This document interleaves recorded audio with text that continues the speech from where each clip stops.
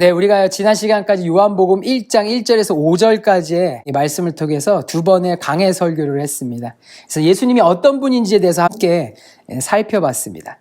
오늘은 지난주에 이어서 6절부터 8절까지의 말씀으로 빛을 증거하는 그리스도인의 제목으로 요한복음 강해 세 번째 설교를 이어가겠습니다. 네, 요한복음의 저자 누구죠? 어퍼스 폴이에요. 네, 사도 요한입니다. 그렇죠?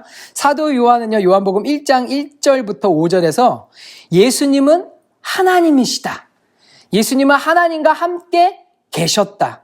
예수님은 삼위일체 하나님의 한 위격으로 영원전부터 영원히 존재하시는 분으로 창조 사역과 구속 사역을 함께 하셨고, 인간의 몸을 입고 이 땅에 오셔서 십자가에서 죽으시고 부활하심으로 어둠과 죄를 이기신 승리하신 분이시다라고 1절부터 5절까지 기록하고 있습니다.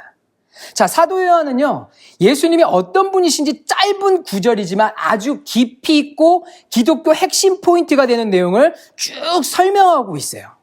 자, 그런데 오늘 본문 말씀 보니까 누가 등장하죠? 요한이 등장합니다. 1절부터 5절까지 예수 그리스도에 대해 쭉 설명하다가 어떤 연결점 없이 6절부터 요한이라는 인물을 소개하는 것을 보게 돼요. 자, 요한복음 누가 기록했다고 했죠? 어퍼스 폴, 사도 요한이 기록했습니다. 그런데 6절에서부터 또 요한을 소개하는 거, 여기서 말하는 요한은 누굴까요? 네, 존 더 배프티스트예요. 침례 요한을 말씀하고 있는 겁니다. 사도 요한이 침례 요한을 소개하고 있는 부분이에요. 오늘 본문의 핵심 내용을 먼저 설명해 드리면요, 명확하게 말씀드릴 수 있어요. 6절은 침례 요한의 인격에 대해서 말씀하고 있고요. 자, 7절은 침례 요한의 사명에 대해서 말씀을 하고 있습니다. 자, 그리고 8절은 침례 요한이 누구인지 본성, 그 정체성에 대해서 말씀하고 있는 것을 보게 돼요.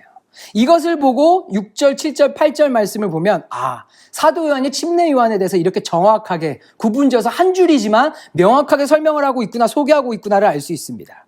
자, 그래서 1절부터 5절까지는 예수님이 누구신지에 대해서 사도 요한이 설명을 하고 있고, 6절에서 8절까지는 침례 요한이 누군지에 대해서 설명을 하면서요, 오늘날 믿는 자들이 어떤 인격을 가지고, 어떤 사명을 가지고, 어떤 정체성을 가지고 침례 요한과 같이 우리도 마땅한 그리스도인의 모습으로 살아가야 되는지 오늘날 저와 여러분들에게 메시지를 주고 있는 부분인 거예요.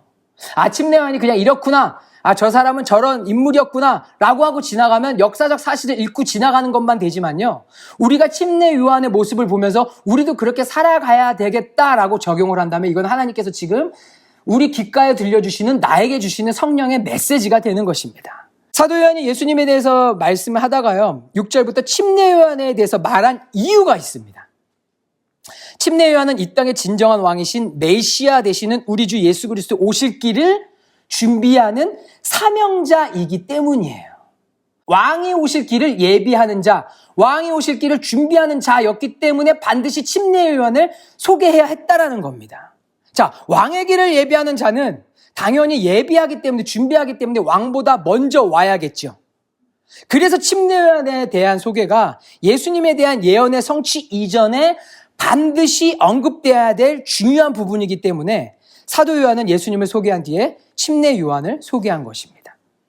침례 요한은요, 예수님보다 이 땅에 먼저 태어났어요. 누가복음 1장 말씀을 보면 침례 요한의 탄생과 예수님의 탄생에 대해서, 그 출생에 대해서 이전부터 쭉 기록이 되어 있습니다.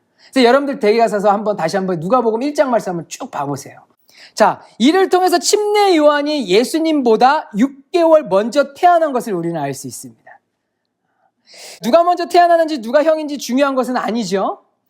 예수님께서는 태초전부터 계신 하나님이셨고, 태초전부터 침례 요한에 대한 완벽한 계획을 이미 가지고 계셨던 분이십니다.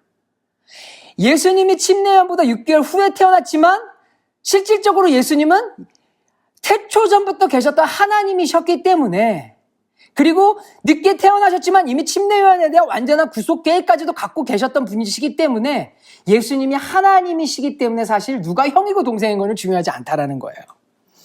우리가 침례 요한이 예수님보다 먼저 태어난 것에 그러나 주목하는 이유는요, 구약의 선지자들이 메시아에 대해 예언했을 때, 예수 그리스도에 대해서 예언을 했을 때 엘리야의 역할을 할 사람이 그리스도보다 앞서서 왕의 길을 준비할 것이라는 예언을 했기 때문인 거예요.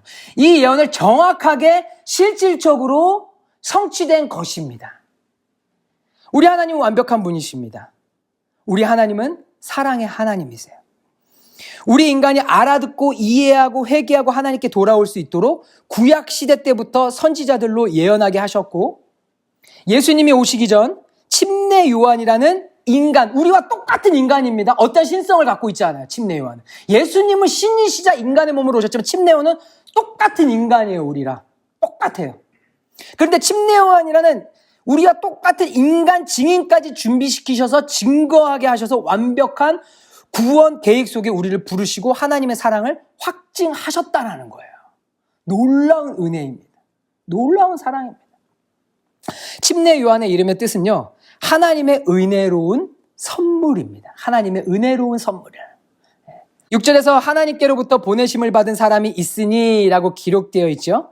이것을 그의 이름과 연결지어서 생각해 보면요, 요한의 존재가 보내심을 받은 하나님의 은혜로운 선물이다라고 말씀하고 있는 겁니다. 빛 대신 그리스도를 증거하는 요한과 같이 우리도 우리의 삶 속에서 빛 대신 그리스도를 증거하고 복음을 전하는 사명을 감당하면요, 우리 또한, 저와 여러분 또한 하나님으로부터 보내심을 받은 은혜로운 선물과 같은 복된 존재가 이 땅 가운데 오늘날 된다라는 겁니다. 여러분의 삶 속에서요, 하나님의 은혜로운 선물이 되시길 예수님의 이름으로 축원합니다. 할렐루야. 우리 옆에 있는 분들 보면서 한번 고백해 보겠습니다. 당신은 하나님의 은혜로운 선물입니다. 당신은 하나님의 은혜로운 선물입니다. 할렐루야. 네. 누가복음 1장 14절에서 17절 말씀을 보면요, 침례 요한의 부모님 사가랴와 엘리사벳이 등장합니다. 그들은 하나님 앞에 의인이라고 불릴 만큼 주의 모든 계명과 규례대로 흠이 없이 살았던 자들이다라고 기록되어 있어요. 사가랴와 엘리사벳은요, 나이가 많았고 자녀가 없었습니다. 그런데 하나님께서 그들에게 초자연적인 일하심으로 은혜로운 선물 누굴 주신 거예요? John the Baptist, 침례 요한을 보내주신 거예요. 요한은 참으로 부모님의 기쁨이었었겠죠. 그런데 요한은 한편 또 다른 방면을 보면 많은 사람들의 기쁨이 되기도 했습니다. 오늘날과 같이 성경에 기록되면 우리의 기쁨까지 되고 있어요. 역사적으로 보면요. 왜냐하면 그는 어머니의 뱃속에서부터 성령 충만했다라고 기록되어 있고요, 주의 백성들을 하나님께 돌아오게 하는 사명을 가지고 태어났다라고 기록되어 있기 때문입니다. 이 땅의 기쁜 소식인 복음을 증거하는 기쁜 소식의 통로자 침례 요한이었습니다. 우리도 하나님께 기쁨이 되고 앞으로 천국에서 다시 만날 천국 백성들에게 기쁨이 되는 삶을 살아야 될 줄 믿습니다. 이를 위해서는요, 이 땅에서 하나님의 백성들을 주께 돌아오는 기쁜 소식, 복음을 전하면서, 예수님을 전하면서 빛을 증거하는 삶을 살아갈 때 우리도 천국의 형제자매를 더 많이 모으는 기쁜 소식의 통로자, 보내심을 받은 은혜로운 선물이 되는 것이에요. 하나님께서는 침례 요한을 통해서요, 왕의 길을 준비하는 고귀한 사명을 감당케 하기 위해서 그의 부모님을 먼저 거룩하게 준비시키셨어요. 거룩하게 준비된 부모를 통해서요, 자녀가 거룩하게 성장하는 은혜가 있는 겁니다. 내가 하나님을 사랑하고 내가 주의 뜻대로 거룩한 인생을 살아간다면요, 하나님은 나와 동일한 믿음의 형제 자매를 만나게 하셔서 하나님을 사랑하는 거룩한 믿음의 가정을 만들게 하신다라는 거예요. 하나님께서는 믿음의 가정을 통해 믿음의 자녀를 갖게 하시고 그 자녀를 통해 또한 그리고 그 부모를 통해 그 가정을 통해 이 땅에 그리스도의 찬란한 빛을 비추는 하나님의 영광스러운 도구로 사용하시는 겁니다. 우리가 거룩한 공동체를 만나서요, 내 모습이 거룩해지는 것도 반드시 필요한 부분이지만요, 그것보다 먼저 될 것은 내 존재가 먼저 하나님 앞에 거룩한 존재가 되어서 믿음으로 내가 그렇게 하나님 앞에 살아갈 때, 신랑 대신 예수 그리스도를 바라보며 갈망하며 거룩한 신부의 모습으로 거룩함으로 예수의 보혈로 단장하고 살아갈 때 하나님께서는 나를 통해 거룩한 가정과 거룩한 공동체와 거룩한 교회를 세우셔서 거룩한 세대를 세우는 놀라운 일을 행하신다라는 사실입니다. 아멘. 하나님은 공동체로 부르세요. 교회라는 우리 공동체로 그리스도의 몸으로 부르세요. 그런데 잊지 말아야 될 것, 하나님은 그것보다 먼저 누구를 부르신다고요? 나 개인을 먼저 구원받는 하나님의 자녀로 먼저 콜링하신다라는 거예요. 내가 구원받지 않고 그냥 그 몸에 속한다, 공동체에 속한다 해서 천국 가는 게 아니라는 거예요. 구원받은 백성들의 모임, 회심한 공동체의 모임이 교회입니다. 그냥 내가 여기 있으면 되겠지, 내가 이 버스에 타면 종착지까지 가겠지? 아니요. 혼자 엄한 데 내리죠. 혼자 안 내리죠. 졸고 있죠. 하나님께서 부르시는 개인적인 콜링, 내가 하나님 앞에 거룩함을 입고 믿음으로 살아가야 나를 통해 거룩한 공동체가 세워지는 것입니다. 이 세대가 그렇게 거룩함으로 인도함 받는다라는 거예요. 우리 헌치빌 제일복음교회 모든 성도님들이 거룩한 공동체로, 거룩한 교회로, 거룩한 그리스도인의 모습으로 하나님께 쓰임받길 예수님의 이름으로 축원합니다. 아멘. 자, 마태복음 11장 13절에서 14절 말씀입니다. 한번 찾아볼까요? 네, 다 찾으셨죠? 한번 읽어볼까요? 시작. 모든 선지자와 율법이 예언한 것은 요한까지니 만일 너희가 즐겨 받을진대 오리라 한 엘리야가 곧 이 사람이니라. 침례 요한에 대한 기록이 있는 거예요. 이 말씀에서 요한까지니 라고 한 것은요, 구약에 기록된 메시아에 대한 수많은 증언자 중에서 침례 요한이 마지막 증언자라는 것입니다. 자, 요한복음은 신약에 기록되어 있죠. 그런데 침례 요한은 구약의 마지막 선지자로 구분된다라는 거예요. 자, 말라기 4장 5절에 기록된 보라, 여호와의 크고 두려운 날이 이르기 전에 내가 선지자 엘리야를 너희에게 보내노니, 이 말씀은 그때 그 살아있던 엘리야가 침례 요한이 되어서 나타났다는 의미가 아니라요, 바로 침례 요한이 엘리야의 역할을 할 것이라는 말씀이라는 거예요. 구약에서 엘리야 하면 강력한 말씀을 선포하는 선지자, 이스라엘의 회개를 촉구했던 인물, 회개와 심판의 상징적인 인물로 알려졌습니다. 이와 같이 침례 요한도요, 엘리야의 사명을 이어받아서요, 사람들에게 회개와 심판을 강력하게 선포하며 예수님의 오심을 준비한 선지자였다라는 거예요. 또한 침례 요한은 실제로 엘리야의 심령과 능력으로 주의 백성들을 주께로 돌아오는 사역을 했습니다. 특별히 침례 요한은 예수님을 직접 목격하면서 예수님을 증거하고 증언한 선지자였어요. 아주 특별했지요. 예수님께서는 마태복음 11장 9절에서 11절 말씀에서 요한에 대해서 이렇게 말씀하고 있습니다. 한번 찾아볼까요? 마태복음 11장 9절에서 11절 말씀. 그러면 너희가 어찌하여 나갔더냐? 선지자를 보기 위함이었더냐? 옳다. 내가 너희에게 이르노니 선지자보다 더 나은 자니라. 이 침례 요한을 의미하는 겁니다. 기록된 바 보라 내가 내 사자를 네 앞에 보내노니 그가 내 길을 내 앞에 준비하리라 하신 것이 이 사람에 대한 말씀이니라. 말라기 말씀을 인용해서 말씀하고 있죠.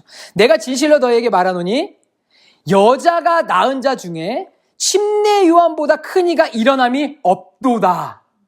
그러나 잘 보세요. 그러나 천국에서는 극히 작은 자라도 그보다 크니라 라고 기록되어 있습니다. 자, 왕의 길을 준비하는 자, 빛을 증거하는 자, 복음의 통로로 쓰임받는 자에게 예수님은 이렇게 엄청난 축복을 하셨습니다. 침례 요한은 선지자보다 더 나은 자라고 말씀하고 있어요. 침례 요한은 여자가 낳은 자 중에 최고의 인물이었다라는 거예요. 저는 오늘 이 축복이 우리 성도님들에게 동일하게 부어지길 소망합니다. 네. 축복합니다. 축원합니다. 천국에서 극히 작은 자라도 침례 요한보다 크니라. 이 말씀이 어떤 의미일까? 침례 요한은요, 메시아를 증거했지만요, 율법 아래 하나님의 뜻을 전한 사람이었어요. 구약의 마지막 선지자라고 제가 표현했잖아요. 율법 아래 하나님의 뜻을 전한 선지자였다. 그는 그리스도의 죽음과 부활로 성취된 구속의 완성을 보지 못하고 예수님보다 먼저 죽었습니다. 그러나 신약의 성도인 저와 여러분들은 어떤가요?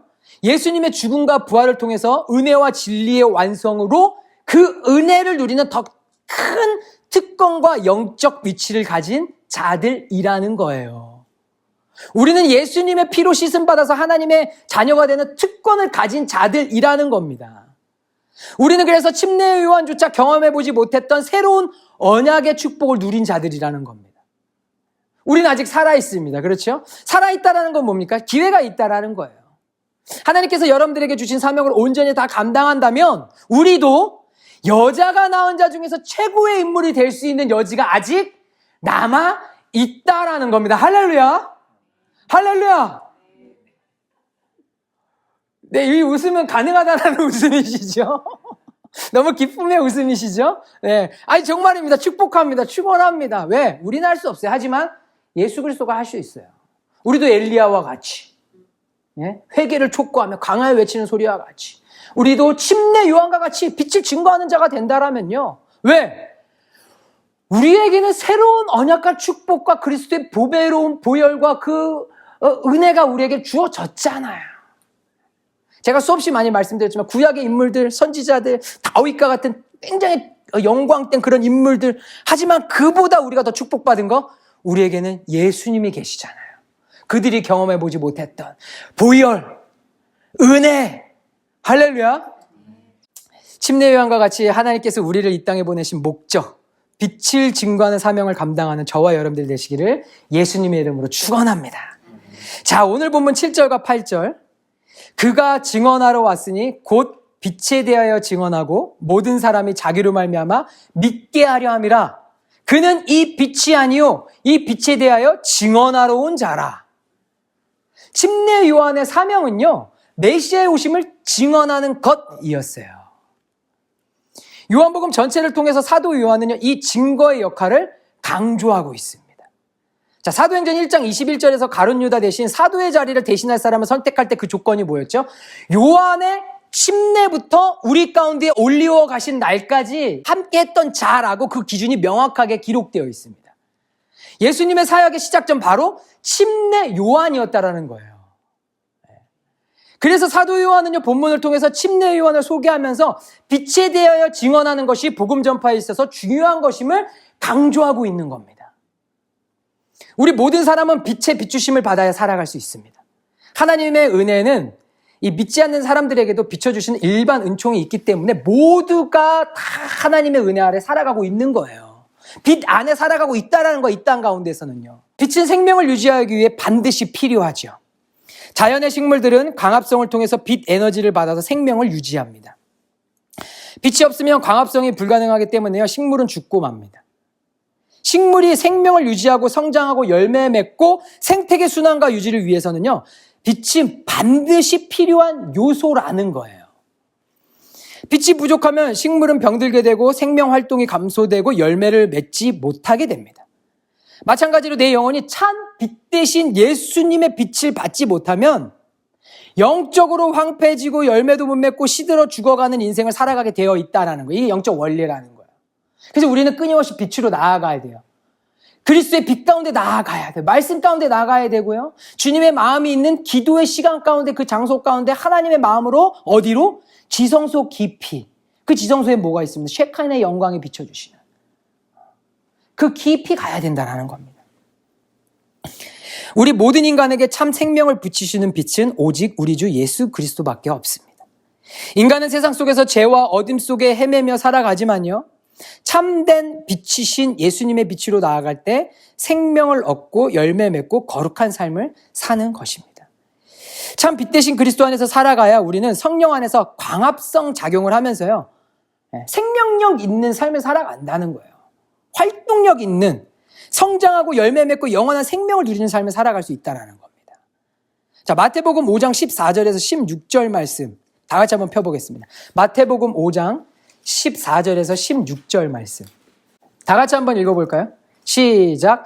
너희는 세상의 빛이라. 산 위에 있는 동네가 숨겨지지 못할 것이요, 사람이 등불을 켜서 말 아래 두지 아니하고 등경 위에 두나니 이러므로 집안 모든 사람에게 비치느니라. 이같이 너희 빛이 사람 앞에 비치게 하여 그들로 너희 착한 행실을 보고 하늘에 계신 너희 아버지께 영광을 돌리게 하라. 아멘. 빛은요, 숨길 수가 없습니다. 아무리 꽁꽁 싸매도요, 삐져나오죠. 빛을 숨길 수 없는 것과 같이 저와 여러분들은 이 세상의 빛과 소금의 역할을 해야 돼요. 세상에 숨기려고 하고 세상에 그리스도인들을 감추려고 하고 어떻게 해든지 공격하고 사탄 마귀들이 짓누르고 복음을 전하지 못하도록 우리의 입을 틀어막고 눈을 가린다 해도 그 빛은 숨겨지지 않고 발하게 되어 있습니다. 그리스도의 증인의 삶을 우리는 살아야 될 줄 믿습니다. 우리가 예수님의 빛을 받을 때요, 그 빛은 우리 안에서 역사해서 세상에서 침례의 요한과 같이 하나님을 증거하는 빛을 비추는 도구로 우리도 쓰임받게 되는 것입니다. 나의 빛이 사람 앞에 비치게 하여 나의 착한 행실을 보고, 나의 착한 행실은 어디에서 오느냐? 내가 빛을 받았기 때문에 그리스도의 착한 행실을 본받아 그리스도의 정신이, 그리스도의 마음이, 하나님의 마음이 나의 행실을 통해 흘러나가는 거예요. 하나님 아버지의 인격이, 엘리야의 심정이, 마음이, 아비의 마음이 자녀에게, 자녀의 마음이 아비에게 돌이키게 하는 하나님 아버지의 성품이 세상 가운데 흘러 넘치게 되어서 모든 이들이 이것을 보고 하나님 아버지께 영광을 돌리게 하게 하는 역사가 저와 여러분을 통해 일어난다는 겁니다. 요한복음 8장 12절에서요, 예수님께서는 말씀하는데 이렇게 말씀하십니다. 나는 세상의 빛이니 나를 따르는 자는 어둠에 다니지 아니하고 생명의 빛을 얻으리라. 예수님의 빛을 받지 못하면요, 마치 빛없는 식물이 시들듯이요, 인간은 어둠 속에서 진리를 알지 못하고 영적 죽음에 이르게 됩니다. 세상은 죄가 가득하고 어둡다고 표현하죠. 세상에 빛이 없어서 어두운 것이 아니죠. 하나님은 지금도 태양보다 밝은 빛을 이 세상에 비추고 계십니다. 모든 이들이 구원의 자리로 돌아오도록 일반 은총을 통해서 하나님의 존재를 나타내 보여주시고 그들로 깨닫고 알 수 있도록 지속적으로 말씀을 통해, 하나님의 사람들을 통해, 자연 만물을 통해 알려주시고 계신다라는 거예요. 세상은 빛을 피해 죄가 주는 달콤함을 보기 위해서 더 깊이, 더 몰래 숨고 있기 때문에 스스로 어둠에 거하게 되는 거지요. 그들 스스로가 어둠에 있고 싶은 거예요. 그 달콤함이 있기 때문에. 그게 뭡니까? 진정한 빛을 경험해보지 못하니까. 진정한 사랑을 맛보지 못하니까. 가짜 사랑이 주는 달콤함에 빠져서, 미혹에 빠져, 유혹에 빠져서, 가짜 빛이 주는 것이 진짜 빛인 것처럼 그렇게 비춤을 받으면서 그렇게 살아가고 있는 안타까운 현실을 보게 된다는 겁니다. 세상 속의 어둠을 바라보면 죽음에 속한 것들밖에 없습니다. 그러나 눈을 들어 주께서 비추시는 밝은 빛을 바라보면 우리는 생명을 얻게 되는 겁니다. 지금 나의 삶 속에서 내가 바라봐야 할 곳은 어디인지 한번 생각해 보기 원합니다. 사방이 우겨쌈을 당하고 사방이 어둠이어도요, 그곳을 빠져나갈 수 있도록 나의 앞길을 비추시는 한 줄기 빛을 바라보면서 그곳을 향해 오늘도 한 걸음 한 걸음 나아가길 소망합니다. 진짜 깜깜한 동굴에 갇혔다고 생각해 보세요. 흑암이에요. 아무것도 안 보여요. 여러분들 무엇을 보고 나아가겠습니까? 제가 군대에 있었을 때 해병대 이제 섬에서 군 생활을 했습니다. 밤에 초소 근무를 하면요, 한 30분 동안 걸어가요. 그 바닷가 앞으로. 그런데 갈 때 후레쉬를 키지 않아요. 왜냐하면 뭐 우리가 키면 이거 바로 다 알잖아요. 군인이라는 걸. 그러니까 이걸 끄고 가는데 달빛이 있을 땐 달빛을 따라서 길을 보며 나아갑니다. 그런데 이 달빛이 없을 때가 있어요. 그럼 정말 깜깜할 때가 있어요. 그 깜깜할 때 그래도 모든 신경을 곤두세워서 여러분들 어떻게 하는 줄 아세요? 한 줄기 빛, 보이는 그곳을 바라보며 가는 거예요. 보이지 않는데 달빛조차 없을 때도 어쨌든 걸어가다 걸려 넘어지고, 쫄병인데 걸려 넘어지고, 막 이렇게 탄창도 들고 뭐 수류탄도 들고 다 들고 가요. 선임 것까지. 덜커덩 하면 난리 납니다. 너 지금 뭐 하냐 그러면서 난리 나겠죠. 그냥 또 안 걸어가야 앞뒤로 전방 10m, 그럼 전방 10m, 선임이 걸어가고 있으면 전방 10m를 계속 왔다 갔다 뛰어가는 거예요. 30분 내내. 예. 그래서 그러다가 바로 그냥 강물에 뛰어드는 사람도 있었어요. 우리 군대에서. 그러다가 다시 나왔어요. 왜 그럴까요? 예, 너무 추워서 다시 나오고 막 그랬어요. 근데 여러분들, 정말 깜깜하고 안 보일 때 나도 모르게 빛을 찾아가게 되더라고요. 나도 모르게 빛을 찾아가요. 바다에 있을 때요, 그 바다 물결에 비추는 빛을 찾아서 바다를 보게 돼 있더라고요. 누가 오는지, 쳐들어오는지 안 쳐들어오는지. 빛을 바라보며 나아가시기 바랍니다. 그 빛은 생명의 빛이고 우리를 살게 하는 빛이고, 그 빛은 우리에게 풍성한 은혜를 부어주시는, 우리를 흡족하게 할 뿐만 아니고 만족하게 할 뿐만 아니고 우리를 충만하게 하시는 빛입니다. 할렐루야. 내 안에 어둠으로 숨으려는 모든 죄성을 담대하게 예수님의 보혈을 의지해서 다 빛으로 다 끄집어내세요. 그것만이 살 길이에요. 다 빛으로 내어놓고 태양의 빛을 받아야 합니다.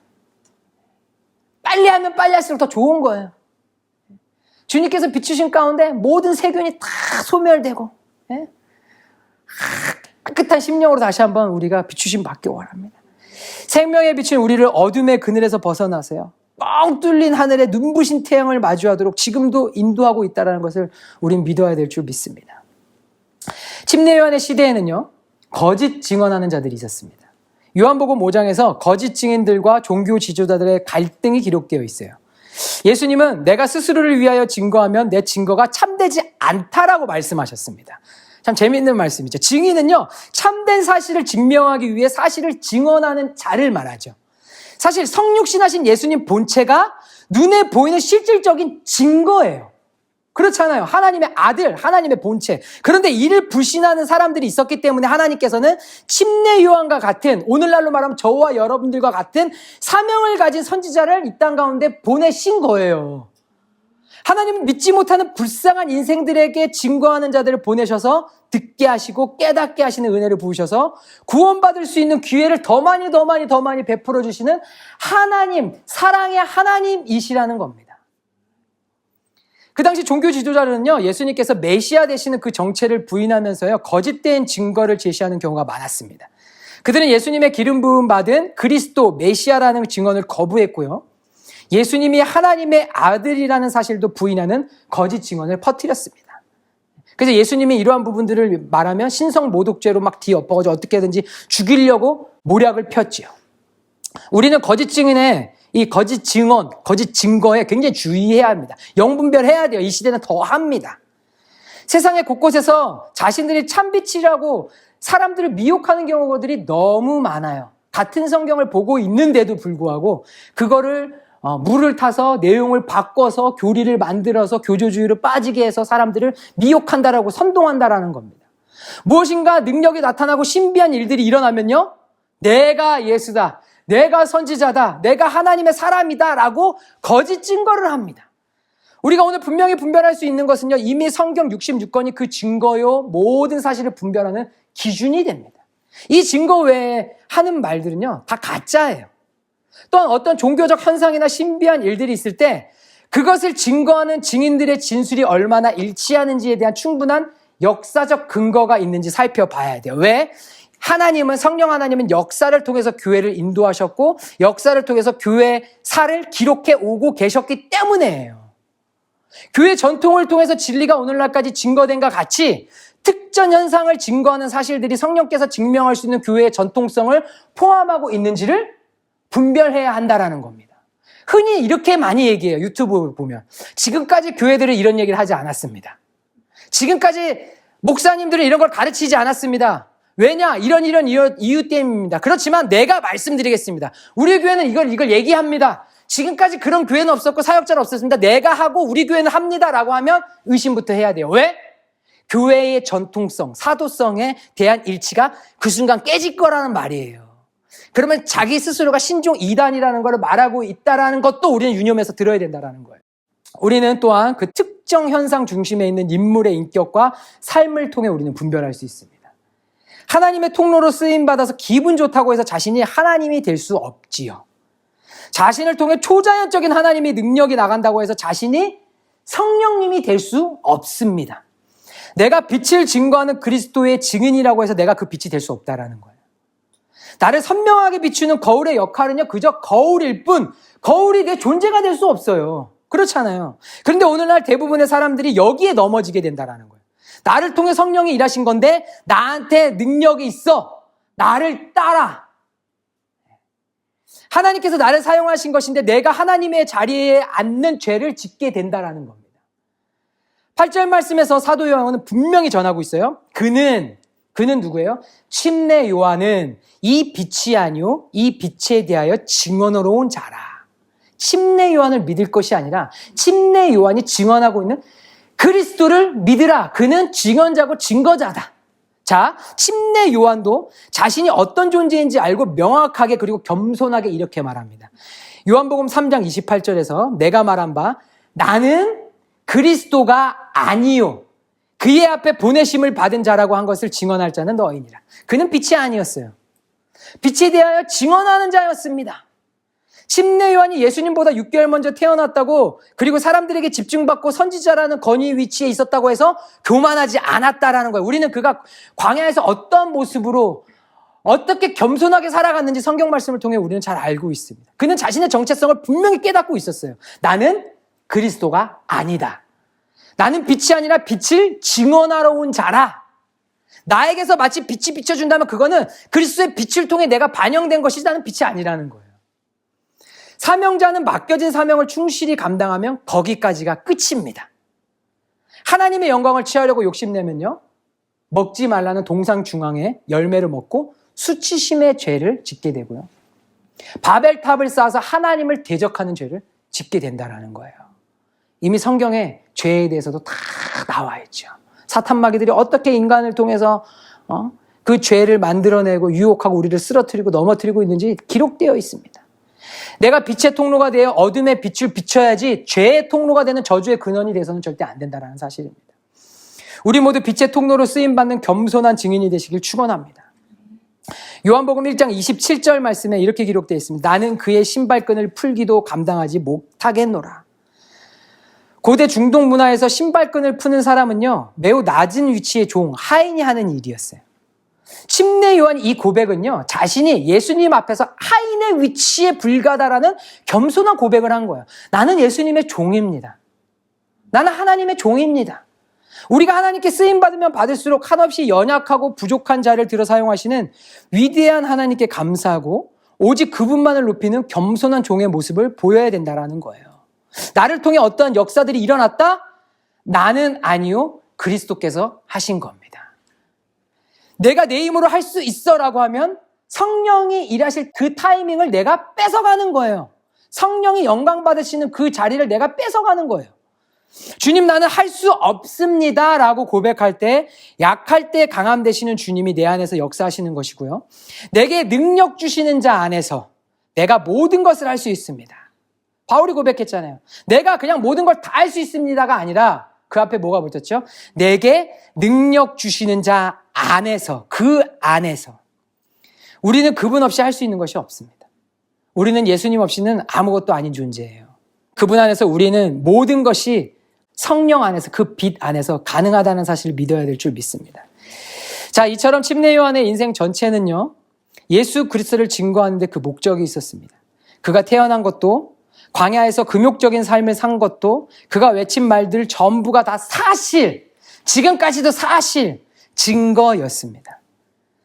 침례 요한의 이 증거는요, 지금까지도 성령의 지지를 받으며 구원의 감격과 감동을 주는 변하지 않는 사실 그대로의 진리로 남아있어요. 우리는 사도 요한처럼 침례 요한의 증거를 사실로 받아들이고 빛 대신 예수 그리스도를 믿는 자들입니다. 그래서 이 자리에서 하나님을 예배하고 그 주님께 감사하며 그 주님을 높이고 있는 것이죠. 그렇다면 이제 우리가 해야 할 일, 우리도 이 빛을 전하는 증인의 삶을 살아야 한다라는 거예요. 성경에 기록된 엘리야, 침례 요한, 사도 요한, 예수 그리스도와 같이 우리도 그 사명을 감당하며 살아가야 된다는 겁니다. 침례 요한으로부터 나에게까지 이어진 이 증거를요, 이제 내 입술과 내 삶을 통해 성령의 도구가 되어서 우리의 구원자, 우리의 참빛 메시아 그리스도 예수를 전하는 증인된 삶을 살아야 될 줄 믿습니다. 증거하는 자는요, 먼저 구원받고 증거하는 사명을 받은 자여야 합니다. 증거하는 자는 예수님을 정확히 소개할 수 있는 정직한 자여야 증거할 수 있습니다. 증거하는 자는요, 깨닫지 못하는 사람들에게 주님의 사랑으로 품고 인내하며 성실히 권면하는 주님의 마음이 있는 자여야 해요. 침례 요한의 이 증거하는 사명이 오늘 우리의 사명, 저와 여러분들의 사명이라는 거예요.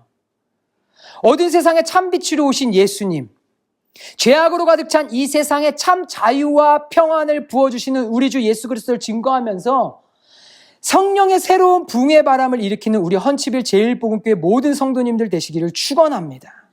아멘. 2주 뒤면 이제 성탄절입니다.